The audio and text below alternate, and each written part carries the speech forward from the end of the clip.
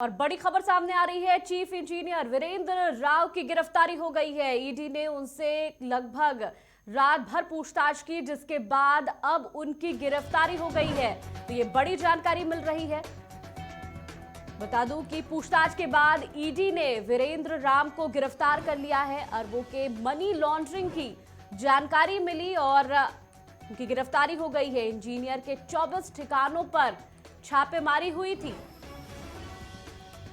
ग्रामीण विकास विभाग के चीफ इंजीनियर पर ईडी ने शिकंजा कसा है। देर रात तक उनसे पूछताछ चली, जिसके बाद ईडी ने अब उन्हें गिरफ्तार कर लिया है। उनसे जो सवाल पूछे गए उसके बाद उसके जवाब से ईडी संतुष्ट नहीं दिखी और अब वीरेंद्र राव की गिरफ्तारी हो गई है। बता दूं कि चीफ इंजीनियर के करीब 24 ठिकानों पर छापेमारी हुई थी और यहां से अरबों की संपत्ति को भी जब्त किया गया है और अब उनकी गिरफ्तारी हो गई है। लगातार उनसे पूछताछ की गई, जिसके बाद ईडी उनके जवाब से संतुष्ट नहीं दिखी और उन्हें अब गिरफ्तार कर लिया गया है।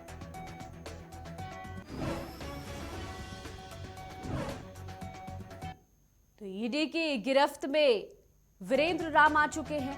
उनसे लगभग पूछताछ चल रही थी, पूरी रात चली पूछताछ और ईडी जो है संतुष्ट नहीं दिखी। बता दूं कि अरबों के मनी लॉन्ड्रिंग का ये पूरा मामला है।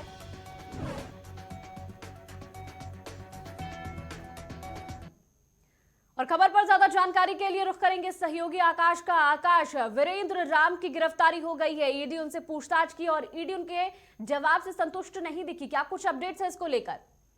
देखिए अनुजा, पिछले 2 दिनों से जो चीफ इंजीनियर है झारखंड सरकार के, उनके आवास पर ईडी की छापेमारी चल रही थी। उसके बाद लगभग करोड़ों की संपत्ति का पता चला है ईडी को।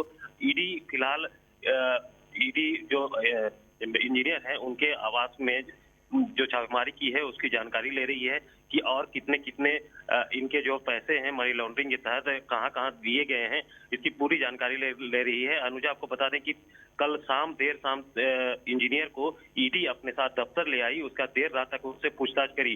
जो जानकारी हमें मिल रही है कि ईडी ने उससे गिरफ्तार कर लिया है। अब गिरफ्तार करने के बाद आज उम्मीद की जा रही है कि ईडी कोर्ट में पेश किया जाएगा। आकाश, जानना चाहूंगी कि जब उनसे पूछताछ की गई तो इस दौरान क्या कुछ बातें सामने निकल कर आई? देखिए, ईडी जब इंजीनियर से पूछताछ कर रही थी तो उस दौरान इंजीनियर ने सारा कुछ जानकारी दिया है। उसमें कई ऐसे सफेद पोष हैं जिसके भी जो बेनकाब हो सकते हैं। तो फिलहाल अभी ईडी सूत्रों के अनुसार जो जानकारी मिल रही है, उन्हें आज किसी भी वक्त ईडी कोर्ट में पेश किया जा सकता है।